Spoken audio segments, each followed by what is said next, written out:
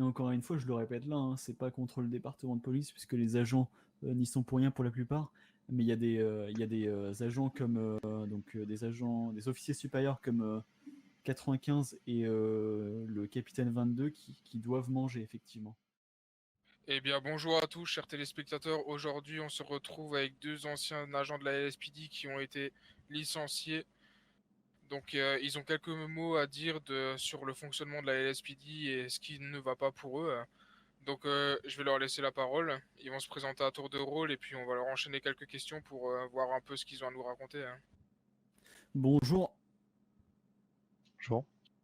Alors, je suis anciennement 55, donc capitaine Spencer Peterson du département de police de Los Santos.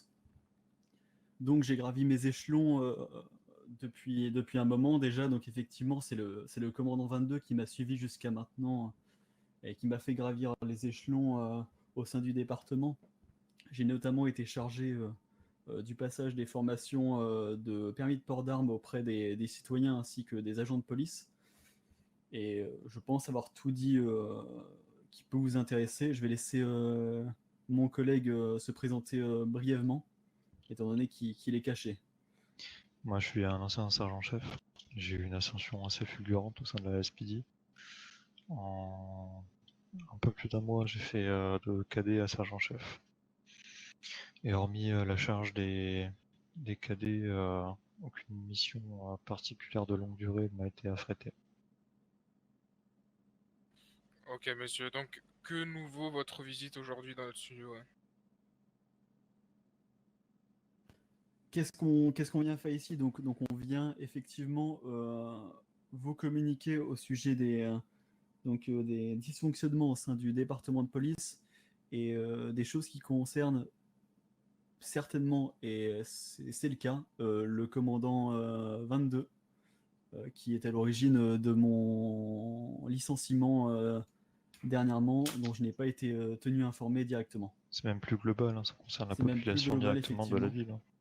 Une mauvaise Donc, gestion de la SPD, ça a des répercussions Ok, sur... donc pour résumer, vous avez été tous les deux licenciés abusivement, en gros, hein. Vous n'avez même pas le alors, motif de votre licenciement, hein. moi, effectivement, je n'ai pas le motif de mon licenciement, ce sont des agents qui m'ont appris cela dernièrement, donc aujourd'hui pour le coup. Mais effectivement, non, je n'ai pas. Le commandant ne m'a en aucun cas tenu informé de mon licenciement en personne. Et Voilà. moi, mon badge ne passe plus. Donc, Donc ce j'ai qui pas s'est été informé de passé, mon licenciement, mais j'ai compris. tout à fait. Donc ce qui s'est passé, c'est qu'on nous a retiré nos accès donc à l'intranet du département de police directement. Donc on a perdu nos accès sur le champ et c'est ça qui a confirmé le fait qu'on a été licencié. Donc aucune communication auprès de ces agents. Le commandant n'a pas pris la peine, n'a même pas pris la peine de tenir informé ses agents de leur licenciement, tout simplement. Et quand je parle du commandant, je parle du commandant 22, effectivement. Bah, du capitaine maintenant, vous m'avez tenu informé. Ok, monsieur, donc racontez-moi un peu votre parcours, comment a été la SPD avant et qu'est-ce qui a changé surtout, hein. Alors moi, je vais avoir du mal à répondre à cette question, étant donné que lorsqu'on fait partie d'un service, donc du moment où on fait partie du département de police, c'est difficile d'apercevoir les dysfonctionnements qui arrivent.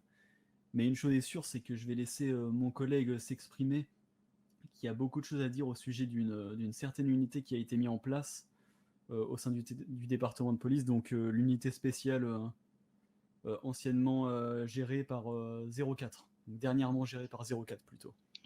Moi, je pense qu'on a le temps d'arriver jusqu'à l'unité spéciale, mais de mon point de vue, je n'ai connu que l'ère de 22, hein, sous l'égide LSPD. Ce qui dysfonctionnait d'emblée, ça a été la gestion du commandant. Malgré toute la bonne volonté qu'il veut y mettre, c'est quelqu'un qui souhaite absolument tout contrôler, hein, de A à Z, et tout gérer de A à Z, ce qui est impossible. La SPD est beaucoup trop grande, la ville est beaucoup trop grande, il y a trop de monde. Au début, il déléguait très peu. Au fil du temps, il a commencé à déléguer. Mais il y a toujours eu des problèmes, que ce soit au niveau des actions qu'on pouvait mener ou récemment, toutes les interdictions qu'on s'est mangé sur la gueule. Pour vous donner un exemple, par exemple, Il y a, allez, juste avant que l'unité spéciale arrive, jamais on a touché à de la drogue. Jamais on a intervenu sur des messages d'indic.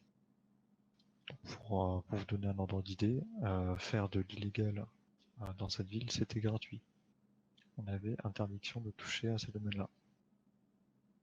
Ok, donc vous aviez aucun moyen de contrôler tout ce qui était partie illégale de la ville.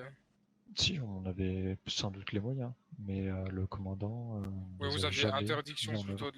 de les utiliser, Voilà, ces moyens-là. interdiction. Donc, est-ce que c'est de la corruption? Est-ce que le commandant a peur de perdre ses unités sur des interventions trop dangereuses? Ça, je saurais dire. Mais effectivement, donc effectivement ce dont je n'ai pas parlé avant que mon collègue s'exprime, c'est le fait qu'avant 22, donc avant le commandant 22, il y avait un autre commandant, c'était 01, et c'était le commandant Tom White. Ce commandant avait vraiment une politique différente et beaucoup plus offensive auprès des, en ce qui concerne la lutte anti-gang ou anti-trafic tout simplement.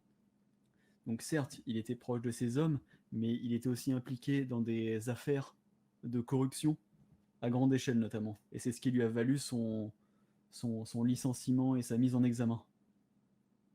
Ok, Tout à fait, voilà. Ok, donc vous avez, pour résumer un peu pour les spectateurs, vous avez été licencié abusivement. Je parlerai pas Et de licenciement abusif, à part. pas de licenciement abusif. Bah, disons que l'idée d'un syndicat remonte depuis plusieurs semaines, mais le commandant nous a refusé la création de ce syndicat.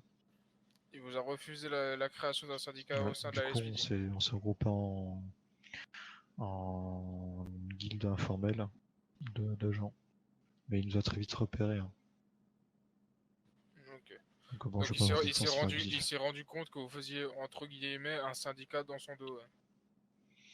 C'est même pas dans son dos parce Alors, qu'on s'opposait à certaines de ses alors actions, parfois effectivement, engueulées. Hein, donc, est-ce qu'il est au courant du syndicat en lui-même? Je ne pense pas.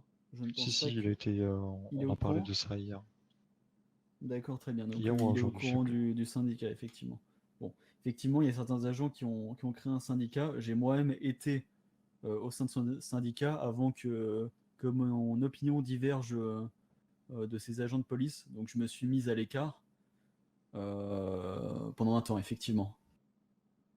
Parce qu'effectivement, je considère qu'à un moment donné, si l'unité spéciale doit être, et elle l'était créée par le commandant ne souhaitait rien faire d'autre, je n'étais pas en mesure d'agir pour mes agents, ni quoi que ce soit d'autre. Donc à un moment donné, si ça devait être mis en place, qu'il en soit ainsi, et je n'ai rien pu faire d'autre à ce niveau-là. Donc Ouais. effectivement, j'ai toujours soutenu les agents dans l'action, mais je n'ai rien pu faire qu'il en vis-à-vis de cela, tout simplement. Pour vous donner un peu une idée, l'arrivée de l'unité spéciale, ça marque un peu le tournant de la tourmente en fait. En C'est fait, voilà, c'est à partir de ce moment-là que vous êtes dit que la LSPD c'était plus comme avant, quoi. Ça avait changé. c'est pas ça, c'est que comment dire. La première venue de l'unité spéciale, quand je l'ai vu, je me suis dit bon, ça y est, c'est des mecs qui s'habillent un peu n'importe comment, ils roulent dans des véhicules banalisés qui sont super puissants, ils vont être armés jusqu'aux dents. Ouais, j'ai eu une première mauvaise impression. Il n'empêche que la première semaine de leur venue, j'ai eu des missions qui étaient absolument jouissives. C'est là où on a commencé à toucher la drogue, à faire des barrages de police, à vraiment avoir de la bonne activité. Et au fur et à mesure, on s'est aperçu que c'était des cow-boys. Des Mais mecs qui arrivent à effectivement, l'intervention, qui tirent de partout. Voilà, vas-y, je te laisse continuer. effectivement, comme le dit mon collègue, il y avait d'un côté donc la venue de l'unité spéciale avec des missions supplémentaires qui ont été mises en place, puisqu'ils étaient là pour collecter des informations et à la fois effectuer du renseignement auprès des gangs directement. Mais le souci, effectivement, c'est que le travail n'était pas forcément fait correctement et était souvent délégué auprès des agents de police C'est pas eux-mêmes. tant que ça, c'est qu'en fait, leur job, c'était l'arrestation. Et nous, on se Oui, mais tapait tout la à fait, mais paperasse c'est ce que je derrière. dis, c'est qu'il était délégué seulement au niveau du côté administratif. Et voilà. C'est-à-dire que d'un côté, eux, ils agissaient sur le terrain, et les agents, donc les agents nouvellement arrivés, étaient là pour s'occuper de la paperasse et des suspects en question. Or, ce qui nous a donné l'impression clairement, et moi je ne l'ai pas accepté à ce niveau-là, c'est qu'eux aillent sur le terrain, envoient les suspects en prison, et ensuite en garde à vue, et les recrues nouvellement arrivées se chargent du taf. Ça marche pas comme Pas ça. que les Si recrues, on, même si les on, si anciens. on- Tout à fait, tout à fait. Si on effectue une arrestation ou une mise en garde à vue, c'est à la personne qui effectue la mise en garde à vue de s'occuper de, le, La de procédure l'arrestation admissible. complète, de la procédure, tout à fait. C'est pas seulement aux agents de déléguer. Voilà, donc il y avait d'un côté ça. Certes, ils avaient de l'équipement bien différent du nôtre, mais ça, ce n'est pas un problème en soi. Mais encore une fois, le souci, effectivement, c'est qu'ils étaient un peu trop cow-boy, comme peut le dire mon collègue. Et c'est ce qui leur a valu justement leur courte durée au sein du département. Hein. Sans compter qu'on nous les a imposés. Hein. À aucun moment on nous a consulté sur la venue d'unités spéciales et de personnes qui n'ont jamais suivi de formation. En fait, Quoi que ce soit. c'est une équipe de personnes qui est arrivée du jour au lendemain et qui C'est a ça. fait ce qu'elle voulait en fait. Parce ce qu'elle voulait. Ce qu'elle voulait, c'est trop. Mais est-ce qu'elle Donc, était commandée par le 22 aussi?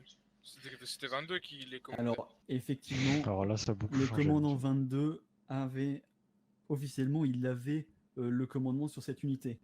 Mais d'un côté, cette unité n'avait pas d'ordre à donner à nous, enfin au département de police directement. Ouais, c'était un peu une Ça unité s'est peaufiné. détachée. Ça s'est C'était une peaufiné en unité fait. détachée Ça a du beaucoup département de changé. police. Et ensuite, bah, effectivement, eux, ils étaient plus à part pour effectuer leurs opérations et ils étaient en communication avec nous seulement à certains moments lors de grosses opérations, mais c'était assez faible quand même. Hein. Vous confirmez? Ouais, il y avait par moment il y avait peu de communication puisqu'en fait ils étaient sur une fréquence indépendante et nous pour les rejoindre bah, c'était compliqué quoi. Ok, donc à l'heure actuelle, que reprochez-vous à la SPD? Moi, personnellement, je ne reproche rien au département de police. Le département de police, il est ce qu'il est. Je reproche des choses au commandant 22, enfin, à l'ancien commandant 22, donc nouvellement capitaine. Je lui reproche donc une mauvaise gestion à ce niveau-là et de s'être fait imposer des choses qu'il aurait clairement pu refuser sur le moment. C'était à lui de gérer la situation et ça n'a pas été fait en temps et en heure et il a fallu que des agents de police manifestent pour que ce soit le cas. Donc pour que l'unité spéciale soit, j'ai envie de dire, renommée en tant que BAC. Parce qu'effectivement, il y a eu une transition. Je pense que, je ne sais pas si on a envie d'en parler, mon collègue. Il y a eu une De quoi? transition de l'unité spéciale, donc où tous ces agents-là ont été remplacés. Et c'est à ce moment-là que la BAC est apparue avec 04 au Ah, c'est ça, au on l'avait commandement de la annoncé BAC comme directement. dissoute, hein. Vous avez annoncé l'unité spéciale comme Voilà, dissoute. effectivement. Et 3 jours plus tard, on nous annonce son retour. Bien évidemment, son retour et aucun agent de la SPD a le droit de postuler dedans. Oui, donc en fait, c'était une unité où vous n'aviez pas accès pour même Tout à évoluer fait. dans En cette fait, unité. Oui. il s'agit d'une unité fermée qui est maintenant rattachée au département de police et seules les personnes extérieures sont aptes Pouvait. à l'intégrer. Pouvez? Aujourd'hui, on peut plus trop dire vu qu'on fait plus partie. Oui, effectivement, pouvez. Donc au moment des faits, donc là je parle de ça il y a 2-3 jours, il y a 2 ou 3 jours de cela, Mais effectivement. ça changeait toutes les semaines. Hein. Régulièrement, en fait, il y avait un problème. On gueulait. La semaine suivante, il était réglé. La semaine d'après, on Oui, avait en de fait, nouveau un problème.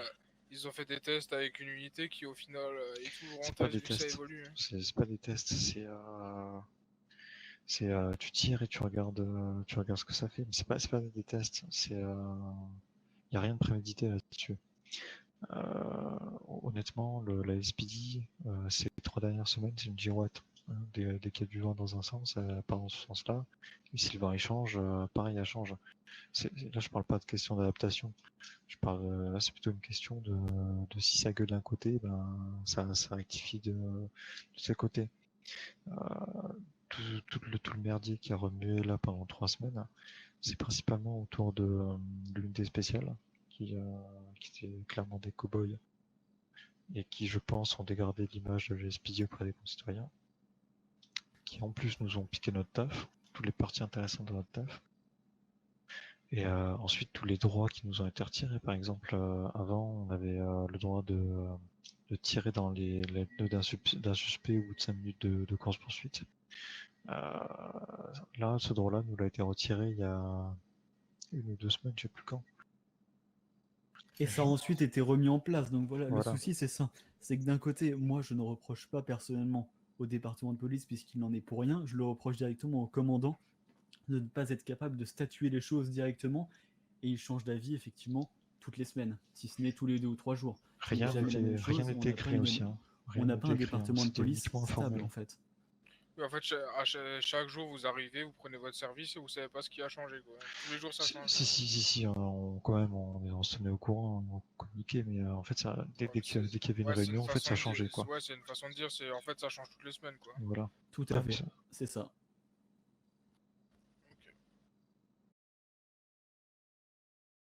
Ok, donc on se retrouve pour la dernière partie de l'interview. Donc je vais commencer par vous, monsieur 55. Tout à fait. Donc je vais J'écoute. vous demander juste de nous dire quelques mots que vous avez encore à dire pour vos anciens employeurs ou même pour la ville. Alors effectivement, donc moi là, ça serait un mot pour le commandant 22 au sujet de mon licenciement que je juge express. Donc, est-ce digne d'un commandant de me licencier sans même m'avertir? Préférer laisser des agents me communiquer l'information directement? N'est-ce pas plus simple de me convoquer au bureau pour discuter de ce qu'il y a à discuter? Parce qu'effectivement, à l'heure actuelle, je ne comprends toujours pas la raison de mon licenciement. Pourquoi j'ai pu être licencié? Aucun fait imposé, je n'ai rien du tout. Surtout que Licenciement, vous étiez haut gradé dans la tout police, vous à fait étiez quand même capitaine, capitaine. mais Hein. je n'ai absolument. Donc je peux vous relater un peu les faits. Donc concrètement, hier, j'ai fini mon service globalement, étant donné que j'étais blessé. Donc suite au braquage, lors de la poursuite, nous avons fait des tonneaux avec un agent. Et étant blessé, je n'ai pas pu poursuivre l'opération. Et en reprenant mon service aujourd'hui, je me suis retrouvé avec un accès à l'intranet bloqué. Et voilà, plus d'accès concrètement. Moi ainsi que mon collègue, nous n'avons plus d'accès actuellement au niveau du département de police. Donc il nous reste juste notre badge et notre uniforme à rendre au plus vite. Mais voilà, aucune information, aucune convocation, et nous ne sommes même pas informés de la situation puisqu'on l'apprend en essayant d'accéder au registre. Voilà, donc je trouve ça totalement abusif et je dénonce les actes du capitaine 22 désormais. Voilà, tout simplement. Ok, Si mon collègue a quelque chose à ajouter là-dessus. Allez-y, monsieur Ouais, X. j'ai des choses à ajouter, moi, sur la mauvaise gestion et la complaisance de l'ancien commandant 22. Il y a un mois de ça, on était sur un jugement en tribunal avec une escorte en fédérale. Et aux dernières nouvelles, l'actuel capitaine 95 nous a sorti de ses conneries. Tir au volant avec un pistolet, exécution d'un civil sous nos yeux. Hein, le civil était dans sa voiture, il était entouré d'agents de la SPD. Au fusil à pompe, vous dites? Ah oui, au fusil à pompe. Le Tout mec, à fait, ouais. il a sorti son Je fusil à confirme. pompe, il est monté sur le capot, il a tiré 2 cartouches. Hein. Il l'a exécuté. Hein. Et il n'y a jamais eu de sanction là-dessus. Le mec est resté agent spécial et actuellement il est capitaine. Donc je pense que ce genre de comportement-là, je vais pas dire qu'il va se répéter, mais on voit un peu la mentalité qui va se poursuivre dans le SPD. Les gars, vous foncez droit dans un mur. C'est tout ce que j'ai à dire. Et encore une fois, je le répète là, hein, c'est pas contre le département de police, puisque les agents n'y sont pour rien pour la plupart, mais il y a des agents comme des officiers supérieurs comme 95 et le capitaine 22 qui doivent manger effectivement, parce qu'il y a des choses qui leur sont reprochées et ça ne doit pas passer inaperçu. L'inaction de 22 doit être mise au grand jour, tout simplement. Voilà. Allez, merci à tous de nous avoir suivis pour cette interview de 2 anciens agents de la LSPD. Hein. Et puis on se retrouve très vite pour de nouvelles interviews. Hein. Allez, plus.